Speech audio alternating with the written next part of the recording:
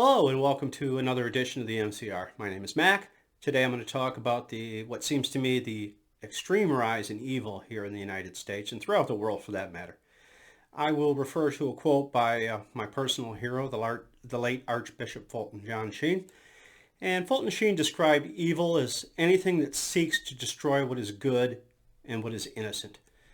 Life is good, so the taking of a life, especially for no reason, is evil. Abortion is evil. Pedophilia is evil. So on and so forth. But I'm going to get into some specifics here, and I'm going to try to keep this video short as people have relatively small attention spans. If they're not delighted in the first 10 seconds, usually 15 seconds, they just shut stuff down. So I'm going to start with abortion. There is nothing more innocent than the child in the womb. I'm not going to debate anybody as to whether it's a fetus, it's a clump of tissue, it's a human being or not a human being. It is a child. It's a matter of fact. If you don't like the truth, perhaps you should go on to another station, or another channel rather.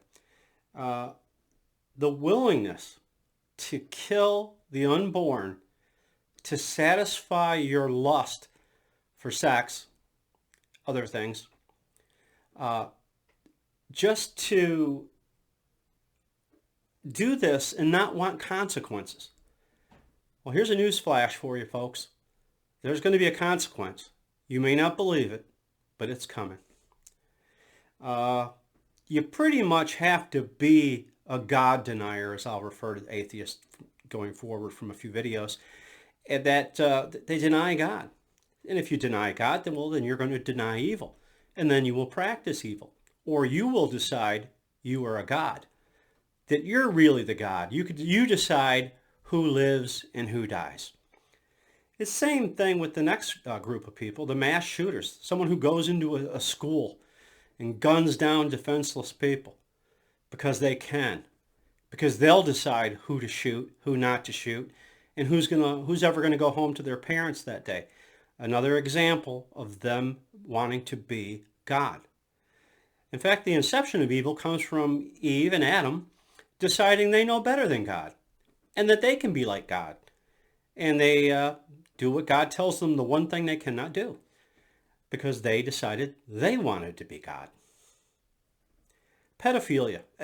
I can't even begin to tell you how astonished I am at the level of pedophilia that goes on in this world. We all know about human trafficking. That's an evil. You're treating people like cattle or commodities. You don't treat them with the human dignity that God made them with. Again, if you're a God denier, you won't understand that. You're just going to do it because you can, and you're going to decide who's going to be the sex slave and who's not going to be the sex slave.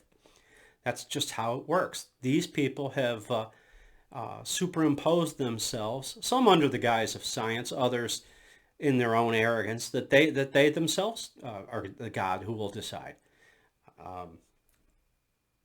Fulton Sheen also said, and I think this is really important, and I think we can cite many examples as today, and I won't get into this because, like I said, I'm trying to keep this around 5 or 6 minutes, but he also said Satan's greatest trick is to get people to believe he doesn't exist. And that's just a fact. He has done this successfully. Hey, you know what? Let's be a society of free love. Free anything for that matter. If you believe that things can be free, you're probably already in his grip, Satan's grip.